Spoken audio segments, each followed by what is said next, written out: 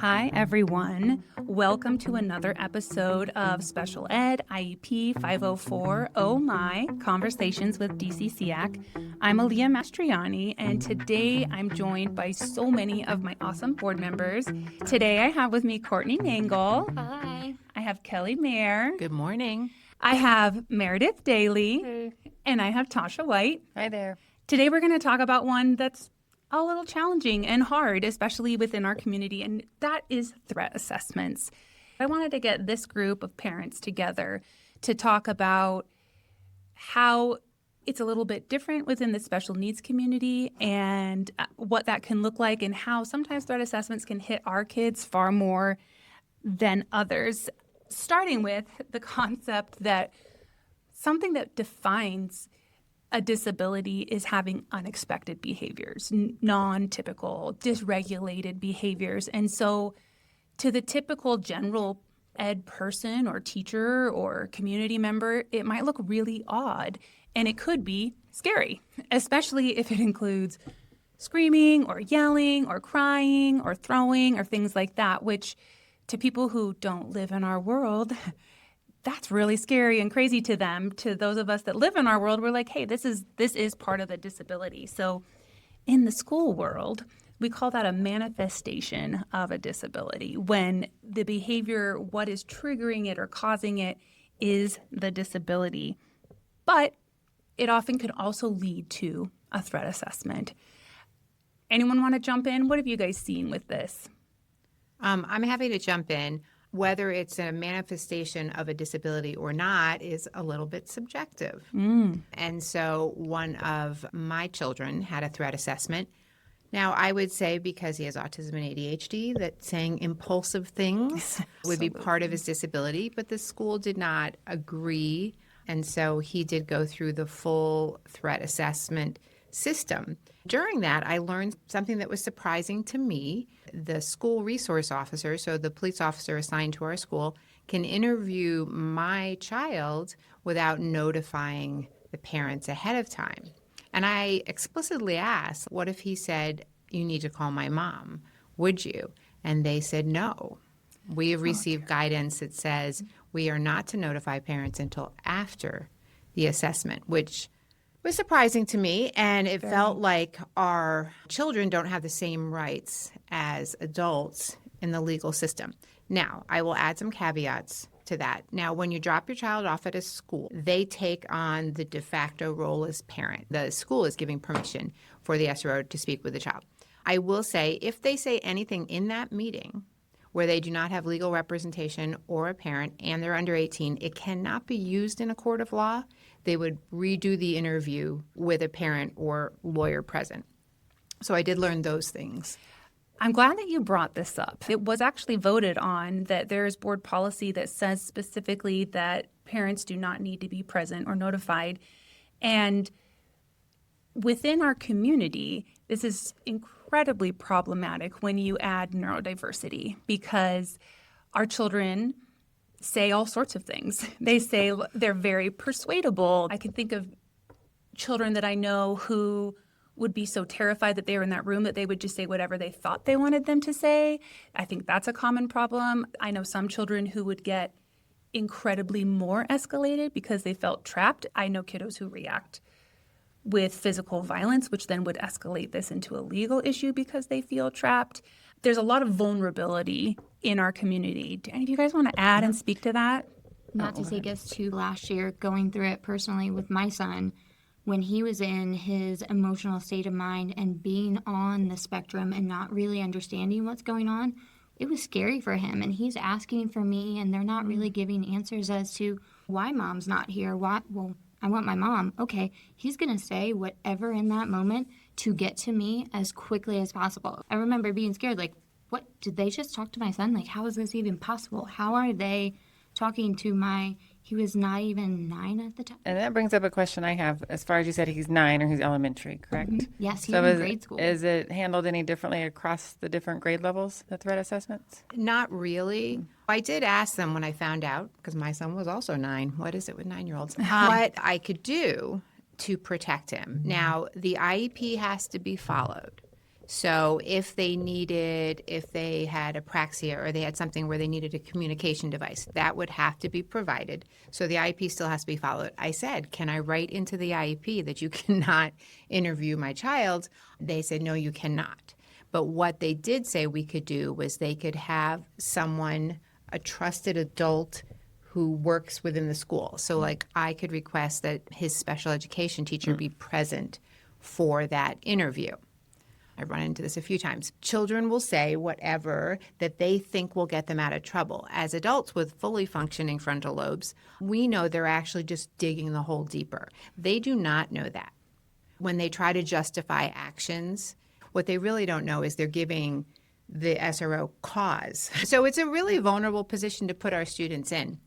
We have run into that when the community gets wind of it, because students will go home and tell their parents pieces of it, and then the whole community blows up, sometimes on social media, sometimes they're just emailing the principal, and it really can become very detrimental, if not dangerous, to our students. And I see both sides. I see that the community is fearful. Yeah. You know, they are fearful. It is a really complicated issue, but we have to keep bringing it up. 100%. I really appreciate that you brought up what you did because you feel helpless. You're like, oh my gosh, I don't have control over what's going to happen. My child is going to admit to anything, or they're going to be belligerent, and then they're going to suspect them because of that. They're in a fight or flight mode. They're scared, especially if they're talking with an SRO. It's intimidating. And I learned from your situation specifically that I was like, well, what do we do? What do we do?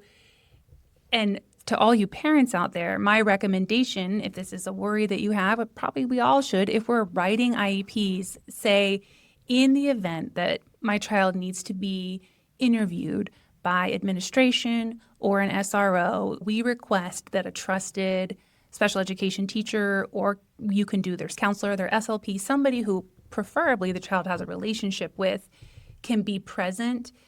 Whether that's followed or not is a whole different conversation, but at least you as a parent can feel like I can take at least this little step. One of the things I love to say constantly is go build those relationships before the incident happens, build the plan before there's a crisis. And we don't usually think about it until there's a crisis. And sometimes you can't plan ahead, but when you can, if you're writing IEPs and behavior intervention plans, try and put in there, hey, in the event of an interview, I'd like XXX. To piggyback on what you're saying, when we are talking about the planning aspect of it, that care team that is assembled, as a parent, you do have a voice in this. You do have a say in who is part of it. My son was very involved in picking who he trusted and who he wanted. So I highly encourage you, if you are doing this as well, to figure out, okay, who do you trust in your child's school? Who does your child trust? Having these relationships, like you said, also helps. Reaching out to your local police department. They also have a care team, know what steps they follow, what questions, and then that way you can also build that relationship with them and they can keep you in the loop.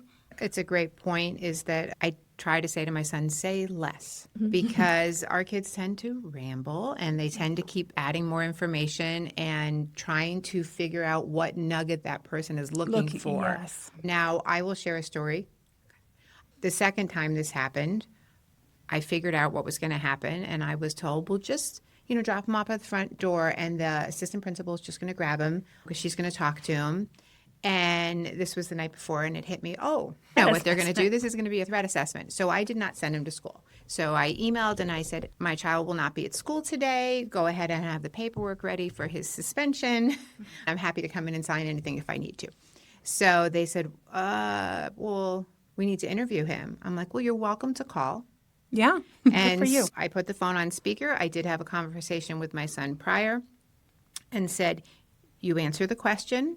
You answer it to the best of your ability, and then you stop talking. And you don't make things worse. Like, we went through all the different scenarios and how that could look worse if you say things that are not accurate. We had that whole conversation. The SRO called. I had it on speaker. And I was able to protect him in that way. I don't know if that is something that the school wants you to do. That is what worked for my family. You were able to, which is really nice. We don't do a lot of protecting or preparing our kids for these situations, which is why we want to have this podcast, because they do pop up. especially with security and safety being so present in everyone's mind and being incredibly important. But where do we find the balance between security and safety? And are we walking over special education or disability access? I wanted to bring up a brief bit. This can look very different depending on the level of disability or cognitive ability that your child may or may not have. And it does sometimes alter the school's response, even though I think technically they're like, we're going to respond the exact way. And I want to bring it up because your child might fall into some of these areas. I have a child who is very affected, and now that she has gained her verbal abilities, is verbal threats. And this is very common in the special needs community. When they're distressed or wanting to avoid a situation, they will use verbal threats. But the way people respond to them can vary greatly depending on your child's ability level.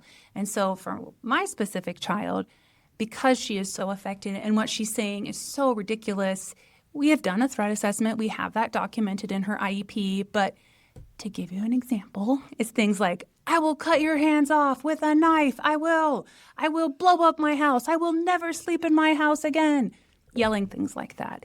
And it's kind of silly, and we know it. And because I know her so well, I know she wants to cut my hands off because she doesn't want me to change her clothes, or she wants to blow her house up because I wouldn't let her go to McDonald's or something like that. There's an understanding, and I've built that understanding with her team. And a lot of people in her school understand. But as a parent, I also understand that this is really abnormal behavior. It's very dangerous behavior for my child as she gets bigger and is out in the community, and it's the wrong police officer, the wrong person at Target, the wrong whatever. It's very different from when she was little. And so it becomes dangerous behavior that we work on at school, but the school isn't necessarily suspending her. This is not necessarily true for some of our students who appear more typical or have a higher cognitive ability, but have as limited resources to actually act out on the threat. It's still a manifestation of the disability, but sometimes it's treated much more harshly. And I was going to say, everyone's seen things from a different lens, right? Say there's an outburst like this at school, and one of her classmates hears this and then takes this home and tells their parents. And then that's how this chain reaction kind of gets out of control. And maybe that child doesn't know your daughter and is scared, right? How do we handle these situations? I think that's probably the other lens. How things can escalate. If my daughter was in a classroom, that child might go home to their parent and be like, oh my gosh, there was a girl threatening to cut people with a knife. And absolutely. That parent might say, well, what did they do? And they said, oh, nothing. And they said, what? Right? And then that's where it sounds like the school's not doing the right thing. They don't know the I think facts. we are running into that a lot in the community. We're not really very transparent with what is involved in a threat assessment. And the community, like there was an example at one school where they said that a threat was made for a choir concert. And then the threat was deemed, what's the word? Credible threat. And I did see that one on social media. Yes, right. And your kid doesn't even go there, right? And it was deemed not credible. And parents are like, why didn't they cancel the choir concert? Because they don't know what that means to be deemed not credible. So when your student meets with the SRO, meets with this team, and they go through the threat assessment, there's lots of different pieces to it. But it involves things like talking to me. Are there weapons in my home? So they go through all of these things. So when they say it's not a credible threat, it's really not a credible threat. But since the community doesn't know that, it feels very unsafe. So I think we need to do a better job. I think we need to train parents on what threat assessments are and what they are not, what they look like, what's involved in them, so that they can feel better. Keep your attention here because we plan to do a podcast where we will connect with security leadership and maybe an SRO to try and add a little bit more transparency about what that threat assessment process looks like. You also, if you'd like, they did a safety and security seminar. I'll add the link in our show notes where leadership, including some BOE members, Board of Education directors were there talking about security in our district. I'll link that below. I was actually really happy being a part of it because there were a lot of special needs parents in there and asking pretty great questions. So I think having these questions and asking the right people is going to get the answers that we all need. Maybe social media is maybe not our best bet, and I understand the frustrations As a parent with multiple children with special needs, it's frustrating when you're hearing story after story and you're dealing with a child that's having issues, and then you're combating these stories while also trying to take care of your child, trying to do what's best for my child, but also having to deal with the gossip mill. Oh, well, did he do this or did he do that? And what is the school doing? I know it's hard to say to trust the school when we're not having all the answers that we want to do. They could not stress enough to email the right person, and they were very open about who to email in what situation and who is responsible. They did have people across the board that you can reach out to and their email address, and they are more than willing to listen to you. Yes, social media is not a fantastic place for grace at all. I wouldn't recommend it. One topic I wanted to talk about that makes discipline, if you will, or consequences challenging within special education is that the consequence structure of suspension or being removed from your classroom ends up reinforcing behaviors that we are trying to train out of them. Often behaviors are triggered or they're antecedent. So what happened before that triggered the meltdown or the screaming or the whatnot? And often it is anxiety or lagging skills or confusion or sensory overload. There's many, many things that can be the antecedent. Our children have learned through repeat, that if I swear at my teacher and throw my notebook, I get to leave. And so now I got to stay home because I made a threat. I don't like going to school anyway. Well, this works out for me. So I think we need to be thinking out of the box and not be so cookie cutter. If they say this, this is what happens. Let's look at each individual student and what would be the best thing to reinforce the behaviors we're trying to reinforce. I cannot agree more. I was on a team for a long time called Suspension Prevention. Really where the answer comes is administrators. This is where you want to involve your administrators because they have a very set and somewhat rigid guideline of how they need to respond, especially to things that are threatening. And before the crisis happens, getting in with that administrator, talking with them and explaining, hey, serial suspending my child is reinforcing the school refusal and the avoidance that he or she is already trying to do. And the reason they're screaming at their friend or tearing up their paper is because they're trying to get away, and coming up with a more creative option to redirect and teach that behavior, which is why they're in special education, and learn skills to help them in those moments of stress. What actions have you seen besides suspension? Schools that have thought more outside of the box. What I've seen some schools do is in-school suspensions, not separating your child from their services, but having to earn their place back. So saying, hey, by having this behavior, that means that we can't participate, but it's like we will earn our way back. There's letter writing, there's waiting until the moment is over and then sitting down and trying to walk through what happened. For our kids that have a little bit more cognitive ability, when they're calm, you're able to sit down and go through it with them. Go through what was the antecedent? What do you think happened? What happened in your brain? Can we make a plan for something else? This is intensive work, right? It's not like your general education classroom has the time to do this, but these are the supports that need to be in place to help the student understand, why did I have this behavior? I've made a mistake, but how can I learn a different behavior and not have the reinforcement of, hey, if I act out, I'll get suspended and I don't need to go to school for 2 days. Like they could get caught in this loop, right? And then just encouraging the behavior over and over. It is, and I would say that it happens far too frequently because the standard consequence cycle for a general education student does not work for a student who is neurodiverse or has cognitive disabilities or has emotional dysregulation. They're not going to put that consequence together and say, oh, I'm so sad I have a suspension on my record. I know children who've had, I'm very sad to say this, like 25 suspensions in a school semester. And we can cover this in another podcast about how that should trigger a manifestation determination meeting. But for those kiddos, why try? Why try? It doesn't feel like anybody cares about them. and they're just in a cycle of avoidance. And we want to break that. So this has been a sit down with our coffee chit chat. This is actually what it sounds like when we board members talk to each other about our stories. But I wanted to leave you with, what can you do? If you are worried about threat assessments or what your child may or may not do, their atypical behavior, the best thing to do, like always, is communicate with your school, openly communicate with your teachers, try and touch base with administration in a really positive way before you're in the middle of a massive crisis. And if your child is on an IEP, or even if they're on a 504, you have what's called a BIP, a behavior intervention plan.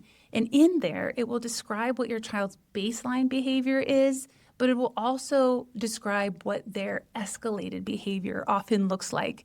And this can be really helpful for the school because I'll use my daughter, for example. If she's making violent threats, they're like, oh gosh, we have this written up, but this is very frequent. But if she started doing something different, they'd be like, oh, this is not what we're used to hearing or seeing. So getting that documented is useful. I will say you don't automatically get a BIP. So I requested FBA, which is a functional behavior assessment, for my child after his third suspension. And the autism team came in and they said, we don't see anything. Wow. Right. And so he was denied a BIP. And I said, I don't see a ton of behavior either. But guess what? He's been suspended 3 times already. So sometimes that can be challenging as well. It's not clear cut depending on what type of programming your student benefits from. So that was a little bit frustrating. Very important. I'm glad that you brought it up. Just because your child is on an IEP or especially a 504, but the BIP, or that functional behavioral analysis that then creates a behavior intervention plan,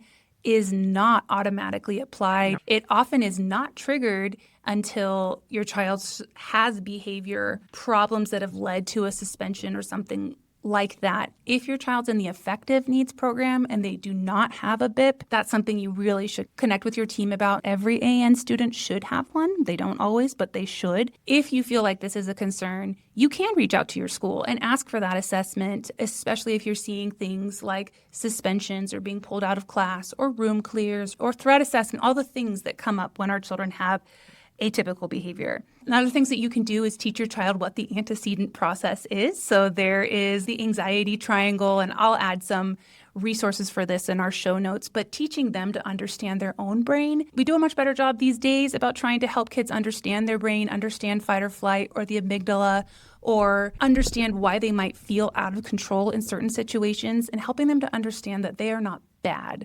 There is a physiological reason why their brain is reacting a specific way and why they can't make a rational decision in that moment. I think also encouraging them to advocate for themselves. And it's okay to say, I don't feel comfortable talking to you. Or if you can include your child with the IEP, saying, I'm supposed to have a safe adult with me in this meeting. And in my case, that is my special ed teacher, or that is the person from the cafeteria, whoever it may be. Giving them the ability to use their voice, I think, can be really important depending on, obviously, the level of the student. These are all things that you can do as we send our neurodivergent or disabled kiddos out into the world that doesn't always understand their behaviors. If you have any questions, please leave them in the comments below, or you can connect with us at info@dccsiac.org, our Facebook page, our socials. We love to talk about it. We will have further discussions about behaviors and threat assessments. It's a much larger subject than we can cover in one podcast. As always, guys, thank you so much for listening. Consider sharing our podcast. We'd love to reach as many of you as possible. We'll see you next time.